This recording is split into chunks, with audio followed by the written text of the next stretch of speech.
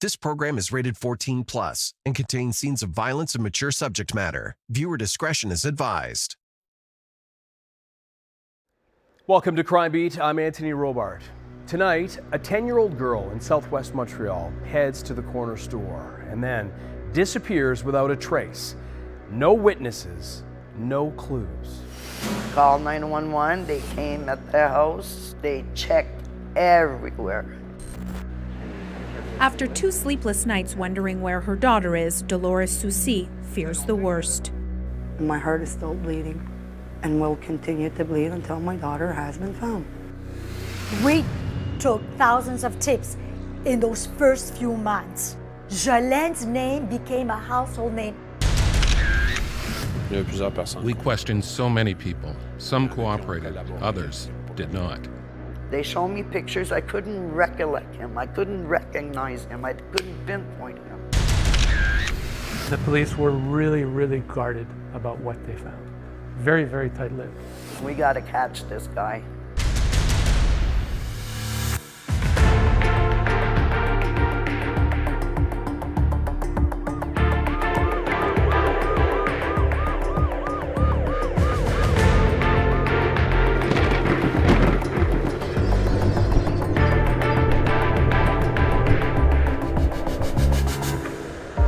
Here now is Dan Spector with To Catch a Killer. 10-year-old Jolene Riendo lived in Montreal's Pointe Saint Charles neighborhood, a working-class area in the southwest of the city. It was a spring afternoon, and she strapped on some rollerblades and glided down the street toward a local corner store. She was seen eating a bag of chips there. Around 9 o'clock, when I noticed that she wasn't around, I started looking for her, because Jolene used to call me about 25 times a day since we had a phone. With night setting in, her parents started to get worried. I didn't really know where she could have been. She couldn't have been at the Boys and Girls Club. It was closed. At the YMCA pool, I don't think so. She didn't have her bathing suit. I waited and waited to call the police, and knowing that the metro was closed and it was the last bus drive and she wasn't there. It was an area that was always of interest to me because I'm of Irish descent. A lot of Irish came out of that place, out of the point, as they called it. But it was known as a rough area. So when did you start getting really concerned? Midnight. And what did you do then? Called 911. They came at the house. They checked everywhere. And I told them, I said, if she would have been here, she wouldn't have stayed all day there underneath her bed or in the closet. So they said, we have to check. It went so fast that at 3 o'clock in the morning, there was a search around. Policemen were searching for her and everything. So they parked in front of the house and they stayed there. What do you remember of that time? Crazy house. In and out from policemen, nighttime, morning time. After 2 sleepless nights wondering where her daughter is, Dolores Soucy fears the worst. Breaks a mother's heart. Not having your child in her bed at nighttime, not knowing if she's cold, not knowing if she's in a ditch, dead lying somewhere at 10 years old. 10-year-old Jolene Riendo went out to play before dinner on Monday. She stopped at this dépanneur where she was last seen. Jolene is about 5 feet tall and weighs 80 pounds. She was wearing a blue fleece jacket, dark jeans, and gray shoes. Jolene went missing in April of 1999. I had been at the network for about 5 years. 20,000 more. The police asked the Missing Children's Network to get involved. They say time is crucial. Back then, our executive director was the late Susan Armstrong. I remember, when Jolene went missing, I had a 9-year-old nephew. So my first thought was like, oh my God. And then right away, I had to tell myself, no, don't personalize it because you will not get through this day. When Jolene went missing, Kevin was going on 13 and Adrienne was About 8. Just grabbing at straws, trying to keep also their family together because they had 2 other children. But just like, so desolate with this emptiness in their eyes, like, why is this happening to us? Child abduction is a very rare thing. A handful of volunteers gathered at the Point St. Charles police station. They wanted to do what they could to help in the search of 10-year-old Jolene Riando, who's been missing since Monday. Those who were most moved to action, parents. I have a girl, 16 years old, something happening to her. I wish probably the same people could do the same for me. I remember seeing the headlines in the media, and the coverage was growing. I believe it was because Dolores Susi was so open. My heart is still bleeding and will continue to bleed until my daughter has been found. Susi says her daughter had behavior problems. She had run away 3 times before, but only for a few hours each time. Young Jolene hadn't always seen eye to eye with her parents. Some wondered if she could have run away. She was a little rebel. She used to hang around, not come in the house at the hour time. But she was my daughter, she was my child. She was street smart. She used to take the bus, the metro. She was out of control, and she thought she can defy us as parents. But I didn't accept it, so before something happened to her, I gave her up for 6 months. Always impressed by how honest and frank for a parent in that situation to be saying, oh yeah, well, I once put her in a group home for a few months because of her behavior. To say she ran away from home 3 times previously, to me that's very rare. When she came back in March of '98, everything was going great, you know. She was respecting the rules. She was at school, she was good. Dolores Susi says her daughter had been on good behavior for the past year. Given they lived in such a rough area, Susi was becoming more and more certain her daughter was taken against her will. There were several people who we met with in that neighborhood. Lots of perverts? There were for sure. We did the rounds. They had searched for how many pedophiles, for how many streets in the Point, and there was about 100 to 150 pedophiles in the 10 streets in those days. She even wondered if a neighbor could have been involved.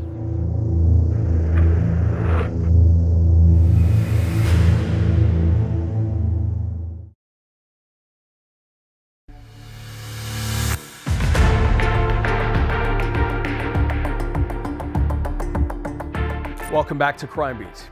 It was April 1999, and a frantic search was on for 10-year-old Jolene Riando, last seen at a local corner store eating a bag of chips. With the police admitting there were known pedophiles living in her Montreal neighborhood, Jolene's family was growing desperate for her safe return. We now return to Dan Spector with To Catch a Killer. I still keep in touch with them. Jolene's disappearance was becoming a big story, capturing a lot of attention in Montreal and the entire province of Quebec. If it were my child, I hope people would help look, she says. They were assigned to search the area under the Ville Marie, just east of Atwater, and this nearby resident says it's a good place to look. Oh yeah, even younger kids play here. Even like from 8 to 10, they come here, 6. They play around here every day. Police will take all the help they can get. They've expanded their search to include downtown and Montreal North, where Jolene goes to school. It's a very large search that we made because 3 days now, it's long for a missing person, especially for a young kid. There was an outpouring of love and affection for this young girl. Through the media, the Missing Children's Network tried to appeal directly to Jolene. Please, if you can, call home, call a friend, call 911, or call me anytime. We worked literally night and day. I remember being at the office like 6:30. After that was the first one. Just remember, back in 1999, we did not have social media. The 24-hour feed TV stations did not exist. Digital photographs did not exist. Imagine all the time that we're wasting. Carry it over to the printers, setting up the poster, printing copies, getting them back into our office, distributing them to the different police stations. There were millions that were printed. You know, we continue to search. That means there's still that glimmer of hope that this young girl is still alive. We took thousands of tips in those first few months. We worked closely with the producers of America's Most Wanted. Jolene's name became a household name. 35 officers are assigned to the case, as well as 12 investigators from the Major Crimes Unit. They moved a mobile command post to the girl's home to help gather information. We check every tips that we receive, but we doesn't have good leads that can leads us to Jolene. One thing that touched me enormously was going to Jolene's school. No one is prepared to have to explain to a group of 9-year-olds and to explain to an entire school why a classmate is missing, why someone was kidnapped. The parents are not certainly prepared to live through this experience, right? And a school is not ready. Jolene was a beautiful little girl. As a baby, she was an angel. She hardly cried. She'd like to have fun in the park. She'd have to, her bike, you know, she'd like to go to the Boys and Girls Center at l'Arena Saint-Charles. She was a child. The day before she went missing, I had to get up at 4 o'clock in the morning to go to work. She had asked me to wake her up at 4 o'clock in the morning for me to fix her hair, like on the picture. So when I got up, I looked at her sleeping, and I didn't wake her up. I let her sleep, and I left work. If I would have known, I would have woken her up and said, I love you, and hug you, cherish you, but you can go back to sleep now. As days went by and there was still no trace of Jolene, some in the neighborhood questioned if the family themselves could have been involved in her disappearance. We got people having, the public having discussions, saying that whatever we like, how we were as parents, as a family, it's the way we were living our lives that they didn't appreciate. What does that mean? Well, neglecting, first of all, due to drugs. As a parent, I was there, but I was not mentally there. Physically I was, but mentally I wasn't. Fortunately, I was in drugs. And that's why I think I was punished for not being there for her at the moment. Some investigators thought that I had sold Jolene for $25,000 of coke. Some of them thought that I had the bills to the drug dealers. It wasn't true. It's weird how people can think. We judge, you know. Why do you let a 10-year-old out on her own? Why do you let them bike on their own? If they hadn't done this, this wouldn't have happened. And so on and so forth. First of all, this judgment doesn't help because the child has not asked for any of this to happen. And no family deserves to live through these type of situations as well. In the days after she vanished, police divers began to search the murky waters of the Lachine Canal. Could there be clues that could lead to her being found? Or could she be down there in the dark? Dog handlers, divers, the helicopter, these are some of the resources that were used in this investigation. We even went to Florida at one point to verify a tip from a snowbird who told us Jolene was there. We used Interpol. We did so much in this file because we believed in it, and it was important to the population. We questioned so many people. Some cooperated, others did not. How do you describe the work that the police did back then? I had no problem with the policemen in those days. The investigators were A1. Even though sometimes at nighttime they come and they question us, or I hadn't slept for a whole month. So they were okay. They were good. For years, it went quiet. You know, after like some intense coverage, there's no news, there's no developments, so there's nothing new to report on. The investigators had nothing. And then a jailhouse confession. Two guys are locked up in a cell, and one of the guys says to another, "Yeah, I killed her and I dumped her in the Lachine Canal."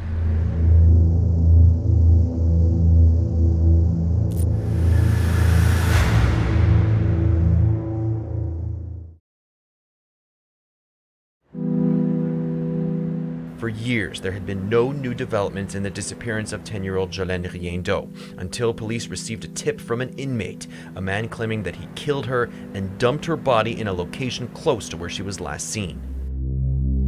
Since Jolene Riendo disappeared in 1999, police got close to 1,400 tips about her whereabouts.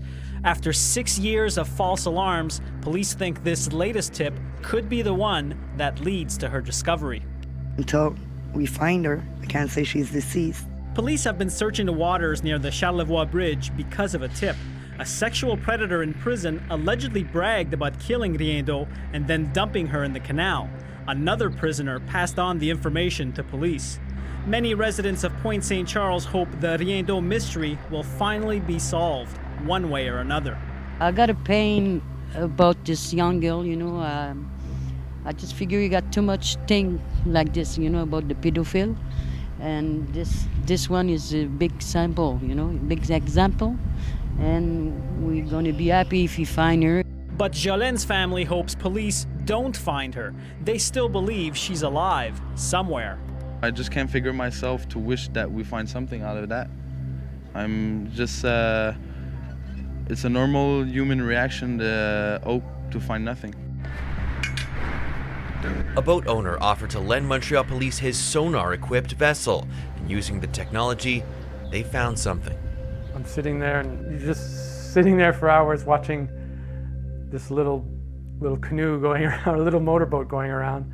This poor guy who has to dive in the Lachine Canal, which was horribly murky, very murky, and you wonder what's in there. We had the Lachine Canal emptied to possibly find the body because we had received a tip to that effect. Thanks to their efforts, 3 masses were located. One of them could be the remains of Jolene Riendo. One of the homicide investigators, who I knew really well, he just didn't seem to care. Everything about his body language was wrong.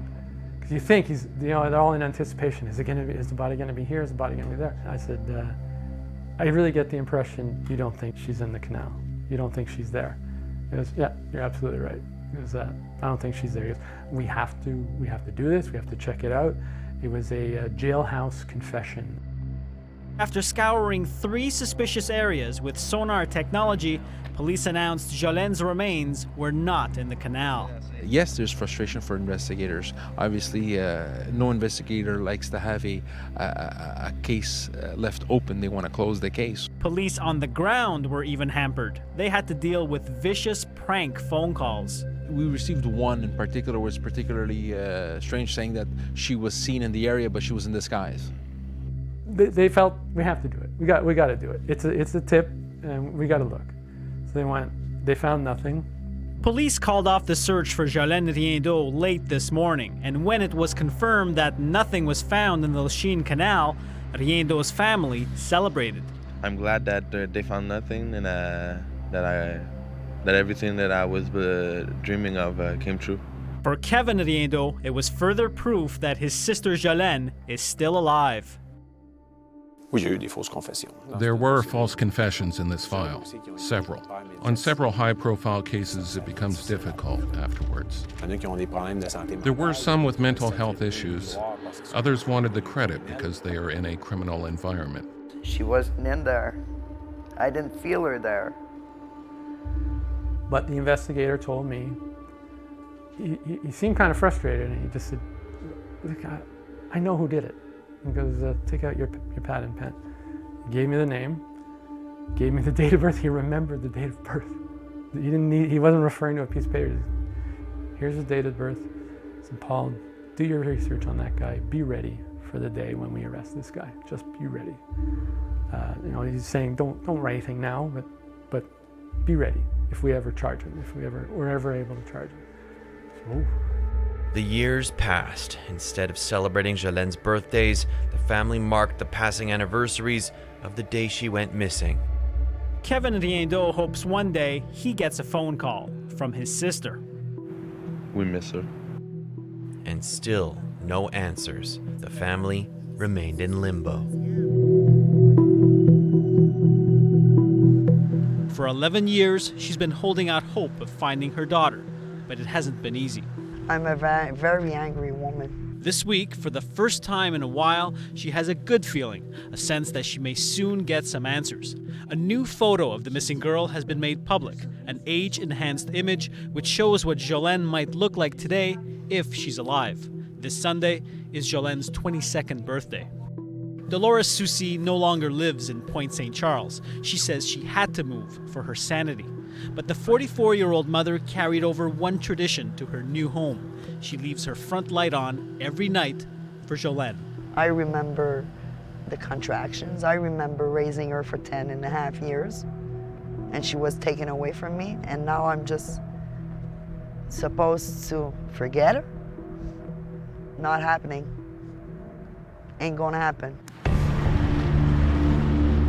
The police had narrowed their investigation to 4 possible suspects, and they explained to the family why this person was being investigated and why this person might have been ruled out. They showed me pictures. I couldn't recollect him. I couldn't recognize him. I couldn't pinpoint him. The case was not a cold case for them, and they would continue, to keep active tabs on the suspects, again, in the hopes. And of course, as the police is explaining this to the family becomes very emotional because you want the answer right away. I'll never give up on hope of searching my daughter and seeing her alive again. It's hard to ask a family to be patient when they just want to know where is their daughter. Little did Dolores Soucy know she was about to find that out. Received a phone call from Enquêteur Bonneau saying to the fact that we have to go to the major crimes office early in the morning. That moment, that moment.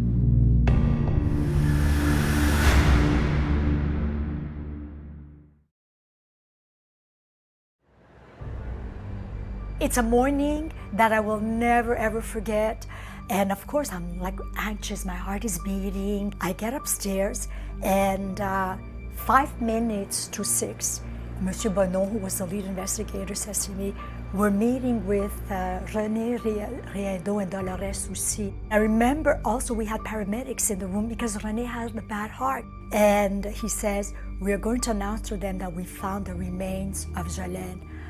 I just said, "Oh my God." When I seen Pina, I said, "What are you doing here?" I had no mind in my idea that they were going to announce what they announced. He says, "We found Jolene." I said, "You found Jolene? Where is she? Go get me Jolene. I want to talk to Jolene." All I remember is the mom just becoming hysterical, screaming, I want to see my daughter. I need to see my daughter. Bring me to Jolene, like really emotional. Bring me, I want to hold my daughter. So he sat in front of my face, he says, Dolores, I said, go get me Jolene, I want to talk to Jolene. Go get my daughter. He says, Jolene's dead. And he said, I said, well, where's the body? He says, after all this time, he says, there was only bones. René Riendeau was too heartbroken to speak today, too emotional to put his feelings into words. He and his wife just found out their little girl is truly gone. We sat down and the investigator explains that construction workers, working on the side of the Champlain Bridge uncovered some remains and DNA revealed that it was Jolene. He said she came out at 99.9%. I yelled. Yes, it is confirmed. We did find the body of Jolene Riendeau this morning. It was confirmed. It is also confirmed as a homicide. So, two horrible news for the family. They were met by investigators this morning. She collapsed to the floor at one point. So the both of us, I'm kneeling next to her and I'm just holding her, cradling her like a baby, holding her head, just at one point just saying, it's okay, Dolores, it's okay, it's okay. We're here, you're not alone. Well, like my dad told me, he says, Madame Riendeau, me Saint Betsy, and I just pushed him. I took Bono, I remember taking the investigator by la cravate. And I said, now you're going to talk to me. You're going to listen to me, you're going to talk to me. It was the worst possible outcome. 12 years after Jolene had gone missing, there was no more sliver of hope to hang on to. Not only was Jolene dead, she had been murdered. Police provided few details regarding where or when the remains were found. The police were really, really guarded about what they found. Very, very guarded. Very, very tight-lipped. Police brought Jolene's parents on a grim journey to where their daughter was found. Marcamone joined them. In the van on our way there, no one was talking. You could hear a pin dropping. I think we were all trying to just psych ourselves up. What would we see? How would it feel? She wasn't that far from home. She was lured into that place. That I'm positive. Today, we found out the missing girl's body was dumped a few kilometers from her home in nearby Verdun. The remains were discovered under a bridge on Highway 15 on the approach to the Champlain Bridge. I had trouble figuring out why would he bring a body here to bury it. She was taken somewhere where nobody can hear her yell. She was underneath the bridge. They'll check on the streets, they'll check in the old companies, they'll check in the garage. Why don't they go check underneath the bridges? I remember again, just almost feeling sick to the pit of my stomach, thinking, who would leave a child there? Why would you bury a child there? Why would you want to harm a child? It was René, just sitting on the bench, tears streaming down, and he's just saying, how could I not know? She was a couple of kilometers away from my home. Now that we revealed the location, we hope that some witnesses could come forward. The information was made public, but the body was actually discovered last September. Jolene's mother, father, and brother Kevin laid flowers at the scene. The family also learned that they had collected the DNA almost 9 months prior, but there was so very little of it that it took longer to have to really identify, and I guess they were also building their strategy around that. In her old Point St. Charles neighborhood, there was sadness. I don't know what to say about that. It's too bad. There's a big, wave of sympathy. This is a missing children's case that generates so much media attention. When Jolene first went missing back in 1999. It's one of the most unimaginable crimes that can be committed, to take someone innocent like that, vulnerable, and take her away and do God knows what, and then later kill her. I think it was that same day it started to leak out that they had arrested a suspect. A 47-year-old suspect is a man previously charged.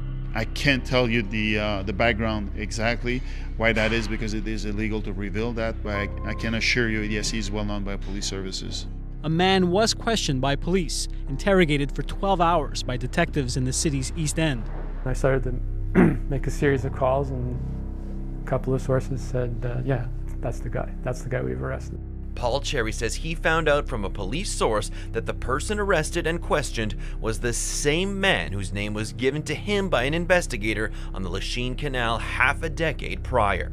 My sources who confirmed that they had arrested Robert Laramie, they're saying, we're not going to tell you anything about what we found. Sorry, we're not going to tell you. Because they want to get the suspect in during an interrogation. The man in his 40s, named Robert Laramie, lived in the same neighborhood as Jolene when she disappeared. You see it in TV, you see it in movies, you grill, and then there's this moment, wait a minute, we never said the little detail that only the killer knows. They want to keep that away from getting out. In 1987, Laramie had been convicted on charges he faced after breaking into a woman's house north of Montreal and assaulting her. That was only the beginning of his disturbing criminal record. Just after Jolene had disappeared, he had abused three young girls and a woman. In 2002, Laramie pleaded guilty to assault and sexual assault on the woman and to assaulting 3 girls, sexually assaulting one of them. Laramie would later be found guilty of assaulting women in both 2007 and 2009. Both of them had said, and these are women who did not know each other, they said it was really strange. He liked to suffocate me or pretend to suffocate me while they were having sex. And she said, one of them said, what on earth are you doing? And he said, this turns me on. I'll just say it was disturbing, very disturbing. Those cases were still pending when he was detained in relation with Jolene's murder in 2011. This mother of 4 in Point St. Charles woke up with a lot of questions on her mind. Was it somebody in our neighborhood that you questioned? Is it, do we suspect that one of, some guy living over there took her, My children, my other people's children, I'm concerned. After a 12-hour interrogation, Robert Laramie was released without being charged.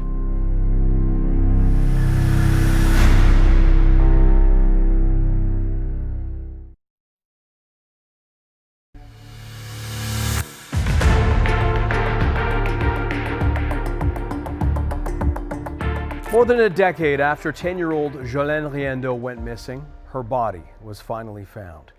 And police made an arrest, a convicted sexual predator named Robert Laramie. However, no charges were laid, and he was later released. But Jolene's mother is about to make a bombshell revelation. We now return to Dan Spector with To Catch a Killer. Amidst a flurry of police activity on the case, the family was finally able to lay Jolene to rest. This may have been a day they didn't want, but a day they needed. Jolene Riendo's family held out hope for years, but today, at least they know what happened. We found her at last, says this cousin of Jolene. We're happy for that. Jolene came into this life on the 8th of August, 1988. And I had to give her back on the 8th of August, 2011.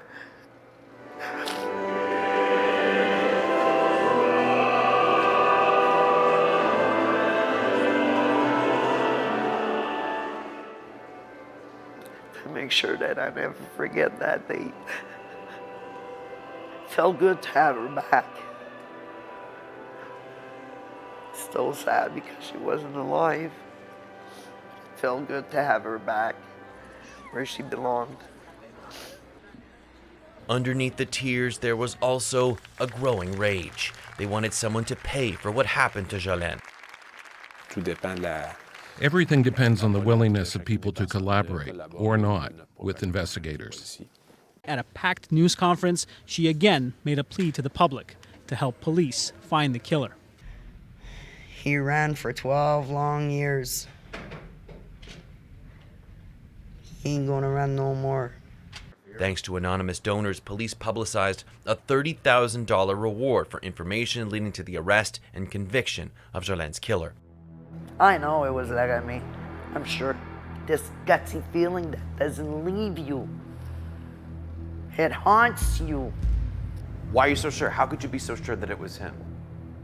Because he won't take the polygraph test. On June 5th, 2012, Laramie was at the Montreal courthouse. A judge was preparing to render a verdict in the case in which he was accused of assaulting and forcibly confining a woman he had been dating. I wanted to see what the status of the case was. I walk up at the courthouse, and there's Dolores Soucy sitting right outside the courtroom. The judge, very critical of him, practically said, I don't believe a word of your testimony. The judge found Laramie guilty of forcible confinement and assault. And then there's this pause where they say, okay, so now we have to set a date for sentencing. And then I noticed that Dolores Soucy got out and followed him out of the courtroom. I'm like, ooh. While I'm sitting there in the courtroom, this is several meters away, you hear this unmistakable sound. Like, ooh. And I pushed my brother away, and I hit him. So I got up, went outside, and then by then there was this big crowd. She had clobbered him pretty good.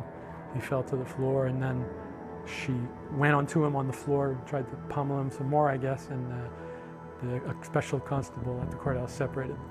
I wanted people to know who he was.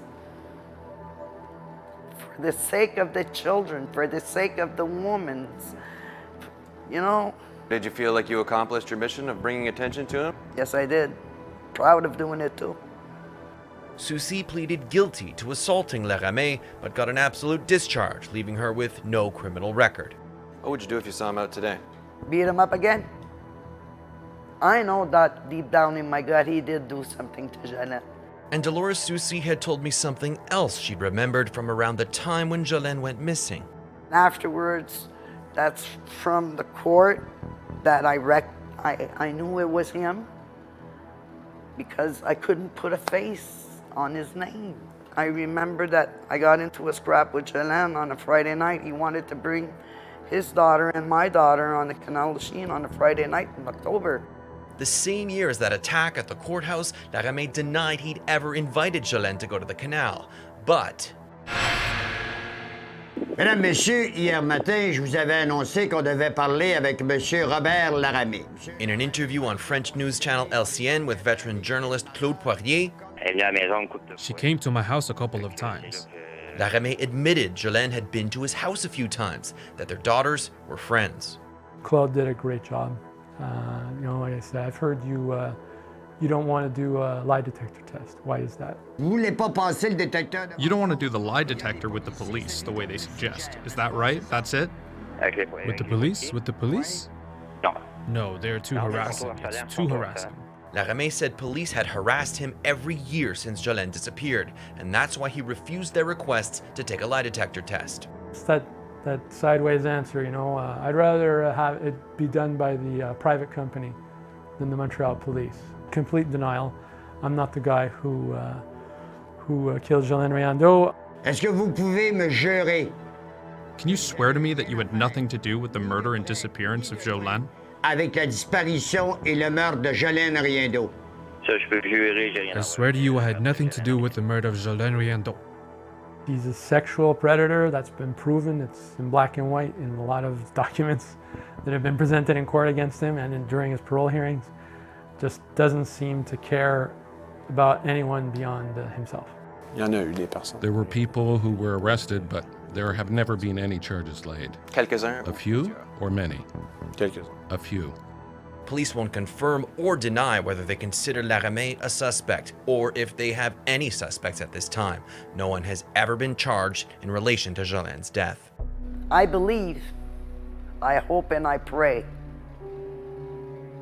that it happens before I leave this planet Earth.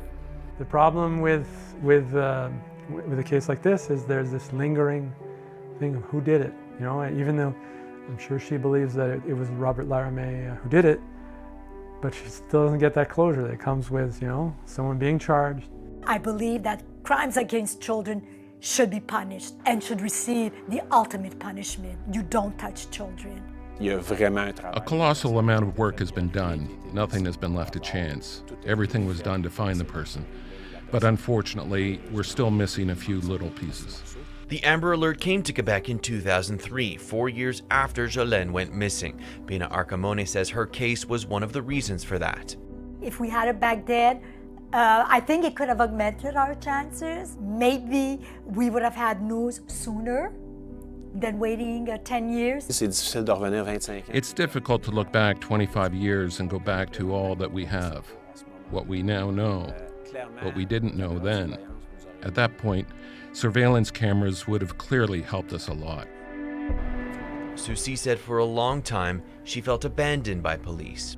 I closed in on myself a lot. I don't want to socialize no more. I don't drink. I don't party as much. I don't party at all. So I restrain myself to my own. I don't want to go out. Just in case somebody calls me and tells me we found him. Even if it's a 5-minute walk, I don't want to go out. But after we spoke to her and to Commander Caron, she says the cold case squad reached out. I would say that we are currently in contact with Mrs. Susie. It's been 25 years. There's been some information that we need to validate and verify. Someone has reached out to her, saying he saw something that day in 1999. This guy that's texting me, he's saying he was there. So you think that guy is a credible account of what happened? I got a gut feeling he's telling the truth. At a gathering to mark the anniversary of Jolene's disappearance, she expressed optimism. It gives me a big, big amount of hope, knowing that Jolene's file will be closed one day. One hell of a lioness. Oh, that's all I can say is, and she lives her emotions. If she's happy, she's super happy. She's mad, she is enraged. And when she laughs, it's a hearty laughter, but very, very determined, resilient. You know, she never took no for an answer. Never took no for an answer. Susie has marked every anniversary of Jolene's disappearance and did the same on the 25th anniversary. Along with family and friends, she released balloons near where her daughter's bones were found. Bon ben, Jolene, attrape-les, puis brille de ton soleil. I dreamed about her. She came and told me, I'd like to come back home, Mom, but I can't. And I seen her go into this beautiful little chapel. The doors opened. She left. It still feels numb, weird. I miss her. We gotta catch this guy. He's gonna hurt somebody else. We reached out to Robert Laramé through lawyers who had represented him. They did not respond to our request for comment. He has never been formally accused in Jolene's murder and has always denied any involvement. Now, since being released from a federal penitentiary in 2016, the parolee has alternated between freedom, a halfway house, and prison. He has breached conditions imposed on him a half a dozen times. The parole board has called him impulsive, irritable, and unpredictable. In 2023, Laramé was sent back to prison for 3 months after repeatedly harassing his parole officer. According to parole board documents, he also reached out to a sex worker, tried to access pornography, and made an account on TikTok, none of which are allowed under his parole conditions. Laramé is now back in a halfway house. Dolores Soucy continues to hold out hope someone will one day pay for what happened to Jolene. I'm Anthony Robart. Thank you for joining us tonight on Crime Beat. Want more episodes of Crime Beat? Listen to the Crime Beat podcast now for free on Apple Podcasts, Spotify, or wherever you find your favorite podcast. And for past episodes of Crime Beat, go to the Global TV app, visit globaltv.com, or check out our Crime Beat YouTube page.